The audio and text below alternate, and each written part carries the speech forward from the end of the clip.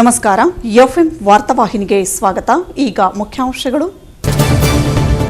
ಸಾಲ ತುಂಬುವಂತೆ ದುಂಬಾಲು ಬಿದ್ದ ಬ್ಯಾಂಕ್ಗಳು, ರೈತರ ಮನೆ ಬಾಗಿಲಿಗೆ ಬಂತು ನೋಟಿಸು. ಸಿಎಂ ಕುಮಾರಸ್ವಾಮಿ ಮೇಲೆ ರೈತರ ಆಕ್ರೋಶ.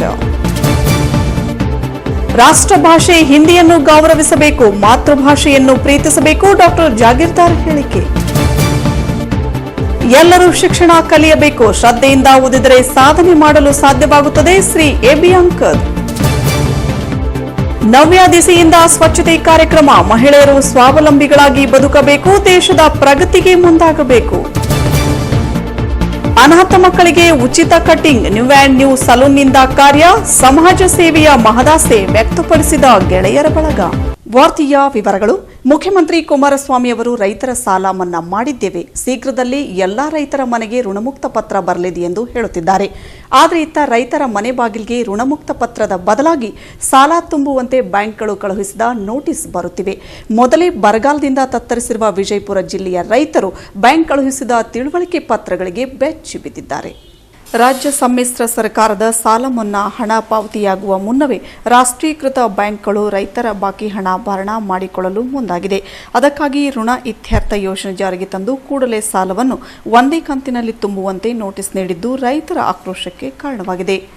ಹೌದು, ವಿಜಯಪುರ ಜಿಲ್ಲೆ ನೂತನ ತಾಳಿಕೋಟೆ ತಾಲೂಕಿನ ಕೊಡಗಾನೂರ ಗ್ರಾಮದಲ್ಲಿರುವ ಭಾರತೀಯ ಸ್ಟೇಟ್ ಬ್ಯಾಂಕ್ ಈಗ ರೈತರಿಗೆ ಹಣ ಭರಿಸುವಂತೆ ದುಂಬಾಲು ಬಿದ್ದಿದೆ. ಶಾಖೆಯಿಂದ ಕಟಬಾಕಿದಾರರಾಗಿದ್ದ ಬಂಟ್ನೂರು ಗ್ರಾಮದ ಸುಮಾರು 500ಕ್ಕೂ ಹೆಚ್ಚಿನ ರೈತರಿಗೆ ನೋಟಿಸ್ ನೀಡಲಾಗಿದೆ. ಆ ಮೂಲಕ ಕಟಬಾಕಿದಾರರಿಂದ ಉಳಿದ ಹಣವನ್ನು ಒಂದೇ ಕಂತಿನ ಮೇಲೆ ಪಾವತಿಸಿಕೊಳ್ಳಲು ಮುಂದಾಗಿದ್ದು ಮಾತ್ರವಲ್ಲ, ಬಡ್ಡಿಯಲ್ಲಿ ಶೇಕಡಾವಾರು ಕಡಿತಗೊಳಿಸುವ ನಿರ್ಣಯ ಪ್ರಕಟಿಸಿದೆ. ಹೀಗೆ ಮಾಡಿ ರೈತರ ಸಾಲ ಮನ್ನಾ ಹಣ ಪಾವತಿಗೂ ಮುನ್ನವೇ ಬಾಕಿ ಹಣ ಭರ್ತಿ ಮಾಡಿಕೊಳ್ಳುವ ಜಾಣ ನಡೆ ಅನುಸರಿಸುತ್ತಿದೆ. ಮೊದಲೇ ಸಾಲ ಮನ್ನಾ ಎಂಬ ಗೊಂದಲದಲ್ಲಿ ರೈತರು ದಿಕ್ಕು ತೋಚದಂತಾಗಿದ್ದರೆ, ಒಂದೆಡೆ ರಾಜ್ಯ ಸರ್ಕಾರ ಸಾಲ ಮನ್ನಾ ಯೋಜನೆ ಶೀಘ್ರ ಜಾರಿಯಾಗಲಿದೆ ಎಂದು ಹೇಳಿಕೆ ನೀಡುತ್ತಿದೆ. ಮತ್ತೊಂದೆಡೆ ಬ್ಯಾಂಕ್ ಅಧಿಕಾರಿಗಳು ಸಾಲ ಮರುಪಾವತಿಸಿ ಎಂದು ಸಾವಿರಾರು ರೈತರಿಗೆ ನೋಟಿಸ್ ನೀಡಿ ಗೊಂದಲ ಸೃಷ್ಟಿ ಮಾಡುತ್ತಿದ್ದಾರೆ. ಇದರಿಂದ ರೈತರು ಆತಂಕಕ್ಕೀಡಾಗಿ ಮಾಡಿದ್ದು, ಕೂಡಲೇ ಸರ್ಕಾರ ಮಧ್ಯಪ್ರವೇಶ ಮಾಡಿ ಸಮಸ್ಯೆಯನ್ನು ಇತ್ಯರ್ಥಪಡಬೇಕೆಂದು ರೈತರು ಆಗ್ರಹಿಸಿದ್ದಾರೆ. ಕೊಡಗಾನೂರು ಬ್ಯಾಂಕಿನಲ್ಲಿ ನಾವು ಈಗ 5-6 ವರ್ಷದಿಂದ ಸಾಲ ಮಾಡಿದ್ದೀವಿ. ಆ ಸಾಲ ಈಗೇನಾಗಿದೆ ಅಂದ್ರೆ ಕಟ್ಟಬಾಕಿ ಆಗಿದ್ದಾವೆ. ಯಾಕಂದ್ರೆ ರೈತರಲ್ಲಿ ಹಲವಾರು ಸಮಸ್ಯೆಗಳಿಂದ ಅವೇನಾಗಿದ್ದಾವೆ ಅಂದ್ರೆ ಅವ್ರಿಗೆ ತುಂಬಾ ಅನಿವಾರ್ಯ ಕಾರಣದಿಂದ ಅವ್ರು ತುಂಬಿಲ್ಲ. ಇದರಿಂದ ಏನಾದ ಇವತ್ತು ಕಟ್ಟಬಾಕಿ ಇರ್ತಕ್ಕಂಥವ್ರಿಗೆ ಇವತ್ತು ಈಗಾಗಲೇ ಸರ್ಕಾರ ಏನಾಗಿದೆ ಸಾಲ ಮನ್ನಾ ಅಂತ ಹೇಳಿದ್ದಾರೆ. ಆದರೂ ಕೂಡ ಇವತ್ತು ಪ್ರತಿಯೊಂದು ಮನೆಗೆ ಕೂಡ ಸಾಲಗಾರರು ಏನ್ ಮಾಡಕತ್ತಾರೆ ಅಂದ್ರೆ ಅವರು ನೋಟಿಸ್ ಅನ್ನ ಕಳಿಸ್ಲಾಕತ್ತಿದ್ದಾರೆ. ಅದಕ್ಕೆ ಇದು ಯಾವ ಸರ್ಕಾರದ ಏನು ಹೊಣೆಗಾರಿಕೆ ಅದು ಅಥವಾ ಬ್ಯಾಂಕಿನವ್ರದ ಏನಾದ್ರೂ ಇದರಲ್ಲಿ ಹೊಣೆಗಾರಿಕೆ ಇದೆ, ಅದಕ್ಕೆ ಆ ಎರಡೂ ಏನದ ಅದನ್ನ ಏನು ವ್ಯವಸ್ಥಿತಿಯನ್ನಾಗಿ ಇವತ್ತೇನ್ ಮಾಡ್ತೀರಿ. ಅದಕ್ಕೆ ಈ ರೈತರಿಗೆ ಈಗ ಮಳೆ ಇಲ್ಲ, ಅದು ಹಲವಾರು ಕುಡ್ಲಿಕ್ಕೆ ನೀರಿಲ್ಲ. ಇಂಥ ಒಂದು ಪರಿಸ್ಥಿತಿಯಲ್ಲಿ ಅವರು ತುಂಬಂದ್ರೆ ಈಗ ಎಲ್ಲಿಂದ ತುಂಬ್ತಾರೆ. ಅದಕ್ಕೆ ಇದು ಯಾವ ರೀತಿಯಾಗಿ ಏನ್ ಮಾಡ್ಬೇಕು ಅಂತಕ್ಕಂಥದ್ದು ಈ ಸರ್ಕಾರ ಆಗಲಿ ಆ ಬ್ಯಾಂಕಿನ ಮ್ಯಾನೇಜರ್ಗಳು ಅಥವಾ ಬ್ಯಾಂಕಿನವ್ರ ಜೊತೆ ಆ ಸಿಬ್ಬಂದಿ ಜೊತೆ ಇವತ್ತು ಸರ್ಕಾರ ಏನ್ ಕ್ರಮ ತಗೋಬೇಕಾಗ್ಯದ ಅದನ್ನ ತಗೋಬೇಕಂತೇಳಿ ಈ ಎಲ್ಲ ನಮ್ಮ ರೈತ ಬಾಂಧವರ ಪರವಾಗಿ ನಾವು ಇವತ್ತಿ ಮೂಲಕ ತಮಗೆ ತಿಳಿಪಡಿಸ್ತೀವಿ. ಸಾಲ ಮಾಡಿವಿ SBIದಾಗ. ಈಗ ಅವರು ಈಗ 3 ದಿನದಿಂದ ನೋಟಿಸ್ ಕಳ್ಸಕತ್ತಾರ. ನಮ್ಗೆ ಒಂದು 300-400 ನೋಟಿಸ್ ನಮ್ಮ ಊರಿಗೆ ಬಂದವ. ಸರ್ಕಾರದವರು ಸಾಲ ಮನ್ನಾ ಮಾಡಿ ಅಂತ ಹೇಳ್ತಾರೆ. ಈ ಕಡೆ ಇವ್ರು ನೋಟಿಸ್ ಕಳಿಸ್ತಾರೆ. ಇವ್ರು ನಂಬಬೇಕು, ಸರ್ಕಾರ ನಂಬಬೇಕು. ಮಳೆ ಇಲ್ಲ, ಚಳಿ ಇಲ್ಲ, ತಿನ್ನಾಕ ಕೂಳಿಗೆ ಅಭಾವ ಆಗಿಬಿಟ್ಟೈತಿ. ಮತ್ತು ಮುಂದೆ ಇದನ್ನ ನೋಟಿಸ್ ಕಳಿಸಿದ್ರೆ ಬ್ಯಾಂಕಿಗೆ ಏನಾದರೂ ಸ್ವಲ್ಪ ಇದು ಮಾಡ್ತೀರ ನೋಡ್ರಿ. ತಾಳಿಕೋಟೆ ತಾಲೂಕಿನಲ್ಲಿ ಸಾಲ ಪಡೆದಿರುವ ಸಾವಿರಾರು ರೈತರು ರಾಷ್ಟ್ರೀಕೃತ ಬ್ಯಾಂಕ್ಗಳಲ್ಲಿ ರೈತರ ಸಾಲ ಮನ್ನಾ ಆಗಲಿದೆ ಎಂಬ ನಿರೀಕ್ಷೆಯಲ್ಲಿದ್ದಾರೆ. ಸಮ್ಮಿಶ್ರ ಸರ್ಕಾರದ ಭರವಸೆಯ ಆಧಾರದ ಮೇಲೆ ತಾವು ಮಾಡಿದ ಸಾಲ ಮನ್ನಾ ಆಗುತ್ತದೆ, ಋಣಮುಕ್ತ ಪತ್ರ ಮನೆಗೆ ಬರುತ್ತದೆ ಎಂದು ಕಾದು ಕುಳಿತಿದ್ದಾರೆ. ಆದರೆ ಇತ್ತ ಕೊಡಗಾನೂರು SBI ಬ್ಯಾಂಕ್ ದಿಢೀರನೆ ಸಾಲ ಮರುಪಾವತಿಗೆ ನೋಟಿಸ್ ನೀಡಿರುವುದರಿಂದ ರೈತರು ಗೊಂದಲಕ್ಕೀಡಾಗಿದ್ದಾರೆ. ಭಾರತೀಯ ಸ್ಟೇಟ್ ಬ್ಯಾಂಕ್ ವತಿಯಿಂದ ಋಣ ಇತ್ಯರ್ಥ ಯೋಜನೆ 2018 ಹಾಗೂ 19ನೇ ಸಾಲಿನಲ್ಲಿ ಕಟಬಾಕಿ ಸಾಲದ ಕಂತನ್ನು ಏಕಕಂತಿನಲ್ಲಿ ಒಂದೇ ಬಾರಿಗೆ ಇತ್ಯರ್ಥಗೊಳಿಸುವಿಕೆಗೆ ಸಂಬಂಧಿಸಿದೆ. ಯೋಜನೆಯು 2018 ನವೆಂಬರ್ 30ಕ್ಕೆ ಮುಕ್ತಾಯವಾಗಲಿದೆ ಎಂದು ನೋಟಿಸ್ನಲ್ಲಿ ತಿಳಿಸಲಾಗಿದೆ. ಯೋಜನೆಯ ಅನ್ವಯ ಭರಿಸಬೇಕಾದ ಬಡ್ಡಿಯ ಮನ್ನಾ ಅಥವಾ 31/3/2018ರಿಂದ 50% ಬಾಕಿ ಪರಿಹಾರ ನೀಡುವ ಅವಕಾಶ ನೀಡಿದೆ. ಇದಲ್ಲದೆ 30 ದಿನಗಳ ಒಳಗಾಗಿ ಏಕಕಂತಿನಲ್ಲಿ ಪಾವತಿಸಿದಲ್ಲಿ ಮೊತ್ತದ 5% ಹೆಚ್ಚುವರಿ ರಿಯಾಯಿತಿಯನ್ನು ಕೂಡ ನೀಡಲಾಗಿದೆ. ಸರ್ಕಾರ ಸಾಲ ಮನ್ನಾ ಆದೇಶ ಹೊರಡಿಸಿದೆ ಎಂದು ಹೇಳುತ್ತಿದೆ. ಇನ್ನೊಂದೆಡೆ ಕಡೆ ಬ್ಯಾಂಕ್ಗಳು ವಸೂಲಿಗೆ ಇಳಿದಿರುವುದು ರೈತರನ್ನು ಆತಂಕಕ್ಕೀಡು ಮಾಡಿದೆ. ಬ್ಯಾಂಕ್ ಈ ರೀತಿಯಾಗಿ ಸಾಲವನ್ನು ಋಣ ಇತ್ಯರ್ಥ ಯೋಜನೆ ಅಡಿಯಲ್ಲಿ ಭರಿಸಬೇಕು ಎಂದು ನೋಟಿಸ್ ನೀಡುತ್ತಿರುವುದು ರೈತರ ಆಕ್ರೋಶಕ್ಕೆ ಕಾರಣವಾಗಿದೆ. ನಾವು ಸ್ಟೇಟ್ ಬ್ಯಾಂಕ್ ಆಫ್ ಇಂಡಿಯಾ ಕೊಡನೂರಲ್ಲಿ ಸಾಲ ಮಾಡಿ ಮೂರು ವರ್ಷ ಆಯಿತು. ನಮ್ಗೆ ಬರ ಬಿದ್ದ ಕಟ್ಟಕ್ಕಾಗಿಲ್ಲ. ಮುಖ್ಯಮಂತ್ರಿಗಳು ಸಾಲ ಮನ್ನಾ ಆಗಿದೆ ಅಂತೇಳಿ ಬಜೆಟಲ್ಲಿ ಹೇಳಿದ್ದಾರೆ. ಸಂಪುಟ ಕ್ಯಾಬಿನೆಟ್ ಮೀಟಿಂಗಲ್ಲಿ ಹೇಳಿದ್ದಾರೆ. ನೋಡಲ್ ಅಧಿಕಾರಿಗಳು ನೇಮಕ ಮಾಡಿದ್ದೀವಿ ಅಂತ ಹೇಳಿದ್ದಾರೆ. ನಮ್ಮ ಊರಿಗೆ 300-400 ನೋಟಿಸ್ಗಳು ಬಂದಿದ್ದಾವೆ. ಇದಕ್ಕೆ ಯಾರು ಜವಾಬ್ದಾರಿ? ಇದನ್ನು ಯಾವ ರೀತಿ ಪರಿಹರಿಸ್ತಾರೆ, ಯಾವ ರೀತಿ ಇದನ್ನ ಆಕ್ಷನ್ ತಗೊಂತಾರೆ ಅಂತ ಹೇಳ್ಬಿಟ್ಟು ಸರ್ಕಾರದವರು ಸ್ಟೇಟ್ ಬ್ಯಾಂಕ್ ಅಧಿಕಾರಿಗಳ ಮೇಲೆ ಕ್ರಮ ಕೈಗೊಳ್ಳಬೇಕು. ಮತ್ತು ಈ ರೈತರು ತೊಂದರೆ ಒಳಗಿದ್ದಾರೆ. ನಮ್ಮ ಜಿಲ್ಲಾ ಟೋಟಲ್ ಬರ ಇದೆ. ರೈತರು ಎಲ್ಲಿಂದ ಇದನ್ನು ಕಟ್ಟಬೇಕು, ಎಲ್ಲಿಂದ ಇದನ್ನು ಮಾಡಬೇಕು? ನಮ್ಮದು ಯಾವುದಾದ್ರೂ ಇನ್ಸೂರೆನ್ಸ್ ಅಮೌಂಟ್ ಬಂದರೆ, ಫಸಲ್ ವಿಮಾ ಬಂದರೆ ಅದನ್ನೆಲ್ಲ ಅಲ್ಲೇ ಇಟ್ಕೊಂಡಿದ್ದಾರೆ. ರೈತರದ್ದು ಯಾವುದಾದ್ರೂ SBI ಖಾತೆಗಳನ್ನು ಹೋಲ್ಡ್ ಮಾಡ್ತಾ ಇದ್ದಾರೆ. ಇದಕ್ಕೆ ಯಾರು ಹೊಣೆ? ಯಾವ ರೀತಿ ಇದಕ್ಕೆ ಕ್ರಮ ಕೈಗೊಳ್ತಾರೆ? ಸರ್ಕಾರದವರು ಕೂಡಲೇ ಕ್ರಮ ಕೈಗೊಳ್ಳಬೇಕು. ಇದಕ್ಕೆ ನ್ಯಾಯ ಒದಗಿಸಬೇಕಾಗಿ ಈ ಮೂಲಕ ಕೇಳ್ಕೊಳ್ತಾ ಇದ್ದೀನಿ. ಇನ್ನು ಈ ಕುರಿತು ಪ್ರತಿಕ್ರಿಯಿಸಿದ ಬ್ಯಾಂಕ್ ಅಧಿಕಾರಿಗಳು, ನಾವು ರೈತರಿಗೆ ಕೊಟ್ಟಿದ್ದು ನೋಟಿಸ್ ಅಲ್ಲ, ಅದು ಋಣ ಇತ್ಯರ್ಥ ಪತ್ರ. ಈ ಪತ್ರದ ಮೂಲಕ ಸಾಲಗಾರರು ಏಕಕಂತಿನಲ್ಲಿ ಭಾರೀ ಪ್ರಮಾಣದಲ್ಲಿ ಬಡ್ಡಿ ಹಾಗೂ ಅಸಲು ಕಡಿತ ಮಾಡಿಸಿಕೊಂಡು ಹಣ ತುಂಬಬೇಕಿದೆ.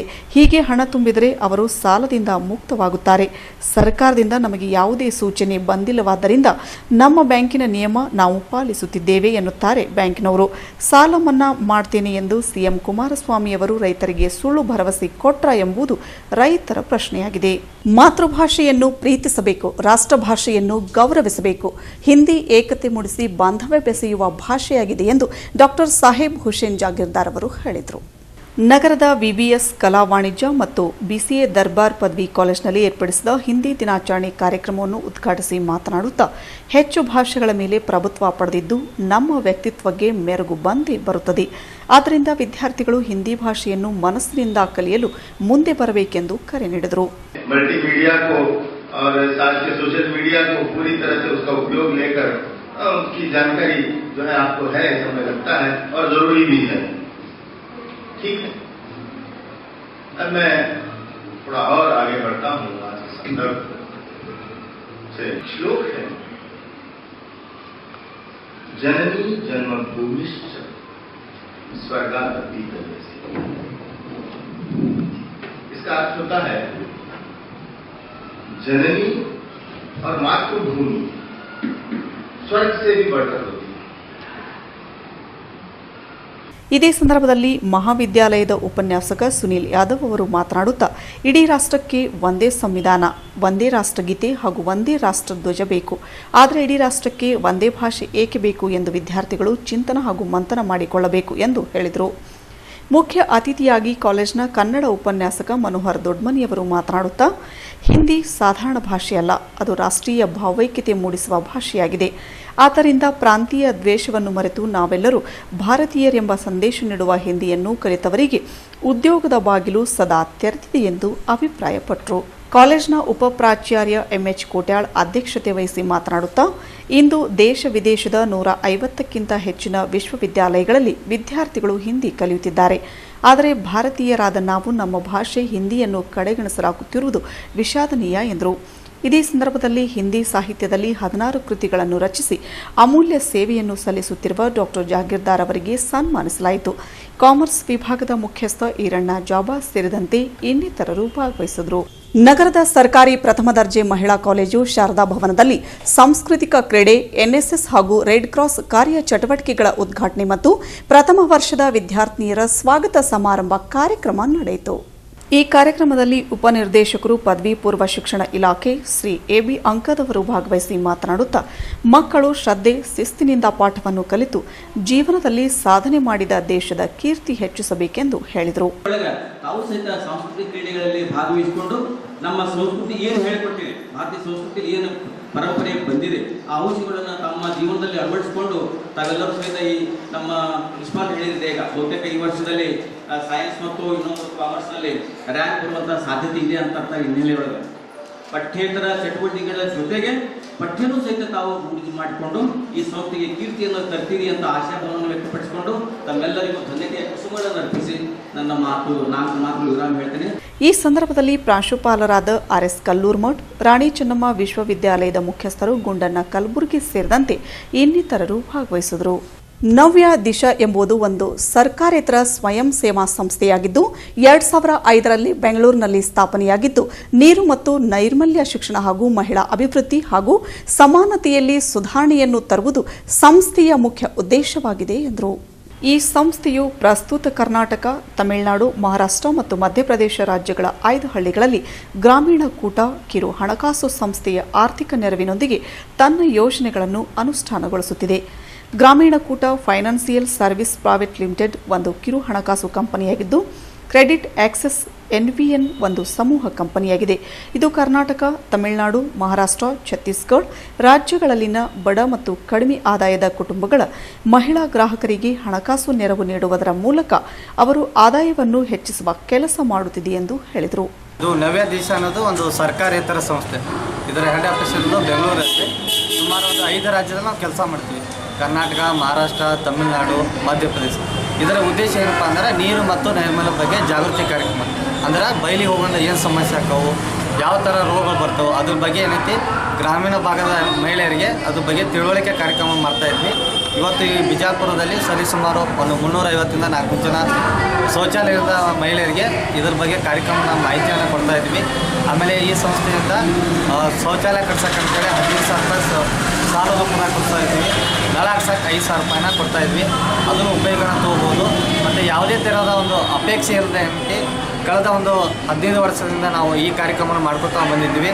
ಆಮೇಲೆ ಹಳ್ಳಿಗಳೆಲ್ಲ ಬೀದಿ ನಾಟಕ ಕಾರ್ಯಕ್ರಮ ಮಾಡೋದು, ಹೈಸ್ಕೂಲ್ ಮಕ್ಕಳಿಗೆ ಶಾಲಾ ತರಬೇತಿ, 8ನೇ ತರಗತಿ ಮಕ್ಕಳಿಗೆ ನೀರು ಮತ್ತು ನೈರ್ಮಲ್ಯ ಬಗ್ಗೆ, 9ನೇ ತರಗತಿ ಮಕ್ಕಳಿಗೆ ಹಣಕಾಸು ನಿರ್ವಹಣೆ ಬಗ್ಗೆ, SLC ಮಕ್ಕಳಿಗೆ ವೃತ್ತಿ ಮಾರ್ಗದರ್ಶನ ಅಂತೇಳಿ ಹೈಸ್ಕೂಲ್ ಮಕ್ಕಳಿಗೆ ಅನ್ನೋ ಒಂದು ಉಚಿತವಾದಂಥ ತರಬೇತಿಯನ್ನು ಕೊಡ್ತಾ ಇದ್ವಿ. ಆಮೇಲೆ ಗ್ರಾಮ ಪಂಚಾಯತಿ ಸದಸ್ಯರಿಗೆ ಒಂದು ಓರಿಯಂಟೇಷನ್ ಅಂತ ಕಾರ್ಯಕ್ರಮ ಮಾಡ್ತಾಯಿದ್ವಿ. ಆಮೇಲೆ ಪ್ರತಿ ಗ್ರಾಮ ಪಂಚಾಯತಿ ಒಂದು ಉಚಿತವಾದ ಗೋಡೆ ಬರ, ಕಡಿಮೆ ಖರ್ಚಿನಲ್ಲಿ ಶೌಚಾಲಯ ಹೆಂಗೆ ಕಟ್ಟಬೇಕು ಅನ್ನೋದ್ರ ಬಗ್ಗೆ ಅದರಲ್ಲಿ ಮಾಹಿತಿ ಇದೆ. ಈ ಸಂಸ್ಥೆ ಕಳೆದ 15 ವರ್ಷದಲ್ಲಿ ಈ ಥರ ಒಂದು ಕಾರ್ಯಕ್ರಮನ ಮಾಡ್ಕೊಳ್ತಾ ಬಂದಿದೆ. ನವ್ಯ ದಿಶಾ ಸಂಸ್ಥೆ ಸುಮಾರು 10 ವರ್ಷಗಳಿಂದ ನೀರು ಮತ್ತು ನೈರ್ಮಲ್ಯ ವಿಚಾರವಾಗಿ ಅರಿವು ಮೂಡಿಸುವಂಥ ಕಾರ್ಯಕ್ರಮನ ಗ್ರಾಮೀಣ ಕೂಟದ ಸಹಯೋಗದೊಂದಿಗೆ ಮಾಡ್ತಾ ಇದೆ. ಸುಮಾರು 5 ರಾಜ್ಯಗಳಲ್ಲಿ ನಾವು ಈ ನೀರು ಮತ್ತು ನೈರ್ಮಲ್ಯ ವಿಚಾರವಾಗಿ ಅರಿವು ಮೂಡಿಸುವಂಥ ಕಾರ್ಯಕ್ರಮನ ಸುಮಾರು 10 ಲಕ್ಷಕ್ಕಿಂತಲೂ ಹೆಚ್ಚು ಹೆಣ್ಣು ಮಕ್ಕಳಿಗೆ ನಾವು ಮಾಡ್ತಾ ಇದ್ದೀವಿ. ಈ ಕಾರ್ಯಕ್ರಮದ ಮೂಲಕ ನಾವು ನೀರು ನೈರ್ಮಲ್ಯವಾಗಿ ಯಾವ ರೀತಿ ನಾವು ಶುದ್ಧವಾಗಿ ಇರಬೇಕು ಮತ್ತು ಆರೋಗ್ಯವನ್ನು ಕಾಪಾಡ್ಕೋಬೇಕು ಅನ್ನೋದ್ರ ಬಗ್ಗೆ ನಾವು ಬೀದಿ ನಾಟಕಗಳನ್ನು ಮಾಡಿಸೋದ್ರ ಮೂಲಕ ಮತ್ತು ಗೊಂಚಲು ಮಟ್ಟದ ಕಾರ್ಯಕ್ರಮಗಳನ್ನ ಮಾಡಿಸೋದ್ರ ಮೂಲಕ, ವರ್ಕ್ಶಾಪ್ಗಳನ್ನ ಮಾಡಿಸೋದ್ರ ಮೂಲಕ ನಾವು ಅರಿವು ಮೂಡಿಸ್ತಾ ಇದ್ದೀವಿ. ಈ ಕಾರ್ಯಕ್ರಮದಿಂದ ಹಲವಾರು ಹೆಣ್ಮಕ್ಳುಗಳು ತಾವು ತಿಳ್ಕೊಂಡು ಆರೋಗ್ಯದ ಒಂದು ಪ್ರಾಮುಖ್ಯತೆಯನ್ನು ತಿಳ್ಕೊಂಡು ಶೌಚಾಲಯವನ್ನು ನಿರ್ಮಾಣ ಮಾಡಿದ್ದಾರೆ. ಈ ಕಾರ್ಯಕ್ರಮ ಮಾಡೋದಕ್ಕೆ ನಮಗೆ ಅದೇ ಒಂದು ಸ್ಫೂರ್ತಿಯಾಗಿದೆ. ವಿಜಯಪುರ ನಗರದ ಬಾಗಲಕೋಟೆ ರಸ್ತೆಯಲ್ಲಿರುವ ಅನಾಥಾಶ್ರಮದಲ್ಲಿ ಇಂದು new and new friends hair cutting saloon ಹಾಗೂ ಕರ್ನಾಟಕ ರಕ್ಷಣಾ ವೇದಿಕೆಯ ಸಹಯೋಗದಲ್ಲಿ ಅನಾಥ ಮಕ್ಕಳಿಗೆ ಸಾಮೂಹಿಕ ಉಚಿತ ಕ್ಷೌರ ಮಾಡಿದರು. ಬಸವನ ಬಾಗೇವಾಡಿ ಪಟ್ಟಣದ ಹಲವು ಕರ್ನಾಟಕ ರಕ್ಷಣಾ ವೇದಿಕೆಯ ಪದಾಧಿಕಾರಿಗಳು ಹಡಪದ ಸಮಾಜದವರಾಗಿದ್ದು, ಅವರು ಬಾಗೇವಾಡಿ ಪಟ್ಟಣದಲ್ಲಿ ತಮ್ಮದೇ ಗೆಳೆಯರ ಬಳಗದೊಂದಿಗೆ ಕ್ಷೌರದ ಅಂಗಡಿಯನ್ನು ಆರಂಭಿಸಿದ್ದು, ಇದರ ಪ್ರಾರಂಭೋತ್ಸವವನ್ನು ಅದ್ದೂರಿಯಾಗಿ ಮಾಡದೆ ಸಮಾಜ ಸೇವೆಯನ್ನು ಮಾಡಬೇಕೆನ್ನುವ ಮಹದಾಸೆಯಿಂದ ವಿಜಯಪುರ ನಗರಕ್ಕೆ ಬಂದು ಸುಮಾರು 28 ಅನಾಥ ಮಕ್ಕಳಿಗೆ ಸಾಮೂಹಿಕ ಉಚಿತ ಕ್ಷೌರವನ್ನು ಮಾಡಿದರು. ಈ ಸಂದರ್ಭದಲ್ಲಿ ಕರ್ನಾಟಕ ರಕ್ಷಣಾ ವೇದಿಕೆಯ ಜಿಲ್ಲಾ ಪ್ರಧಾನ ಕಾರ್ಯದರ್ಶಿ ಪ್ರಕಾಶ್ ಕುಂಬಾರ್ ಅವರು ಮಾತನಾಡುತ್ತಾ, ಇಂದು ಅನಾಥ ಆಶ್ರಮಕ್ಕೆ ಸಾಕಷ್ಟು ಜನರು ಬಂದು ತಮ್ಮ ಹುಟ್ಟುಹಬ್ಬ, ಪಠ್ಯ ಪುಸ್ತಕಗಳನ್ನು ಹಂಚುವುದು, ಇನ್ನಿತರ ಹಲವು ಕಾರ್ಯಕ್ರಮಗಳನ್ನು ಇಲ್ಲಿ ಮಾಡಲಾಗುತ್ತಿದೆ. ಆದರೆ ನಮ್ಮ ಕರ್ನಾಟಕ ರಕ್ಷಣಾ ವೇದಿಕೆಯ ಪದಾಧಿಕಾರಿಗಳು ಇಲ್ಲಿಗೆ ಬಂದು ಅನಾಥ ಮಕ್ಕಳಿಗೆ ಸಾಮೂಹಿಕ ಉಚಿತ ಕ್ಷೌರ ಮಾಡಿರುವ ಕ್ರಮ ಶ್ಲಾಘನೀಯ ಎಂದರು. ವಿಜಯಪುರ ಜಿಲ್ಲೆಯ ಬಸವನ ಬಾಗೇವಾಡಿ ತಾಲೂಕಿನ ಕರ್ನಾಟಕ ರಕ್ಷಣಾ ವೇದಿಕೆಯ ಪದಾಧಿಕಾರಿಗಳು ತಾವೊಂದು ಉಪವೃತ್ತಿಯನ್ನು ಆರಂಭಿಸಿದ್ದಾರೆ. ಪ್ರಮುಖ ವೃತ್ತಿಯನ್ನು ಆರಂಭಿಸಿದ ಒಬ್ಬ ನಮ್ಮ ಕರವೇ ಕಾರ್ಯಕರ್ತರು ಅಲ್ಲಿ ಬಸವನ ಬಾಗೇವಾಡಿ ಪಟ್ಟಣದಲ್ಲಿ ಕ್ಷೌರಿಕ ಅಂಗಡಿ ಅಂತ ತೆರೆದಿದ್ದಾರೆ. ನಾವು ಕ್ಷೌರಿಕ ಅಂಗಡಿಯನ್ನು ಬೇರೆ ಆಡಂಬರದು ಯಾವುದೋ MLAನ ಅಥವಾ ಯಾವುದೋ ಗಣ್ಯರನ್ನ ಕರೆಸಿ ಉದ್ಘಾಟನೆ ಮಾಡೋದು ಬೇಡ, ಒಂದು ಅನಾಥ ಮಕ್ಕಳ ಒಂದು ಉಚಿತವಾದ ಕ್ಷೌರ್ಯವನ್ನು ಮಾಡಿ ನಾವು ಸಮಾಜ ಸೇವೆಯನ್ನು ಮಾಡಬೇಕು ಅನ್ನುವ ಒಂದು ಆಸೆಯಿಂದ ವಿಜಯಪುರ ನಗರದ ಅನಾಥಾಶ್ರಮಕ್ಕೆ ಬಂದು ಇವತ್ತು ಮಕ್ಕಳದ ಸಾಮೂಹಿಕವಾಗಿ ಕ್ಷೌರ್ಯ ಕಾರ್ಯಕ್ರಮ ಮಾಡ್ತಾ ಇದ್ದಾರೆ. ಇದು ನಮ್ಮ ಕರ್ನಾಟಕ ರಕ್ಷಣಾ ವೇದಿಕೆಗೆ ಹೆಮ್ಮೆ ಪಡುವಂಥ ಸಂಗತಿ, ಭಾಳಷ್ಟು ಖುಷಿಯಾದ ಸಂಗತಿ. ಇಂಥ ಕಾರ್ಯಗಳು ಭಾಳಷ್ಟು ಆಗಬೇಕು. ಎಲ್ಲರೂ ಆಡಂಬರದ ಆಚರಣೆಯನ್ನು ಬಿಟ್ಟು ಇಂಥ ಸಾಮೂಹಿಕ ಕಾರ್ಯಕ್ರಮಗಳಲ್ಲಿ ಭಾಗವಹಿಸಿ ಸಮಾಜ ಸೇವೆಯನ್ನು ಮಾಡಬೇಕು ಅಂತ ಈ ಸಂದರ್ಭದಲ್ಲಿ ನಾನು ಹೇಳ್ತಾ ಇದ್ದೀನಿ. ಕೊನೆಯಲ್ಲಿ ಮತ್ತೊಮ್ಮೆ ಮುಖ್ಯಾಂಶಗಳು. ಸಾಲ ತುಂಬುವಂತೆ ದುಂಬಾಲು ಬಿದ್ದ ಬ್ಯಾಂಕ್ಗಳು, ರೈತರ ಮನೆ ಬಾಗಿಲಿಗೆ ಬಂತು ನೋಟಿಸು, ಸಿಎಂ ಕುಮಾರಸ್ವಾಮಿ ಮೇಲೆ ರೈತರ ಆಕ್ರೋಶ. ರಾಷ್ಟ್ರ ಭಾಷೆ ಹಿಂದಿಯನ್ನು ಗೌರವಿಸಬೇಕು, ಮಾತೃಭಾಷೆಯನ್ನು ಪ್ರೀತಿಸಬೇಕು. ಡಾಕ್ಟರ್ ಜಾಗೀರ್ದಾರ್ ಹೇಳಿಕೆ. ಎಲ್ಲರೂ ಶಿಕ್ಷಣ ಕಲಿಯಬೇಕು, ಶ್ರದ್ಧೆಯಿಂದ ಓದಿದರೆ ಸಾಧನೆ ಮಾಡಲು ಸಾಧ್ಯವಾಗುತ್ತದೆ. ಶ್ರೀ ಎಬಿ ಅಂಕದ್. ನವ್ಯ ದಿಸೆಯಿಂದ ಸ್ವಚ್ಛತೆ ಕಾರ್ಯಕ್ರಮ, ಮಹಿಳೆಯರು ಸ್ವಾವಲಂಬಿಗಳಾಗಿ ಬದುಕಬೇಕು, ದೇಶದ ಪ್ರಗತಿಗೆ ಮುಂದಾಗಬೇಕು. ಅನಾಥ ಮಕ್ಕಳಿಗೆ ಉಚಿತ ಕಟಿಂಗ್, ನ್ಯೂ ಆ್ಯಂಡ್ ನ್ಯೂ ಸಲೂನ್ನಿಂದ ಕಾರ್ಯ, ಸಮಾಜ ಸೇವೆಯ ಮಹದಾಸೆ ವ್ಯಕ್ತಪಡಿಸಿದ ಗೆಳೆಯರ ಬಳಗ. ಮತ್ತೆ ಎಫ್ಎಂ ವಾಹಿನಿಯ ಮರುವಾರ್ತೆಗಳನ್ನು ಬೆಳಗ್ಗೆ 8:30 ಹಾಗೂ 10 ಗಂಟೆ, ಮಧ್ಯಾಹ್ನ 2 ಗಂಟೆ, ರಾತ್ರಿ 8:30 ಹಾಗೂ 11 ಗಂಟೆಗೆ ಪ್ರಸಾರವಾಗುವುದು. ತಪ್ಪದೇ ವೀಕ್ಷಿಸಿ. ಇಲ್ಲಿಗೆ ಎಫ್ಎಂ ವಾರ್ತಾವಾಹಿನಿ ಸಂಚಿಕೆ ಮುಕ್ತಾಯವಾಯಿತು. ವಂದನೆಗಳು.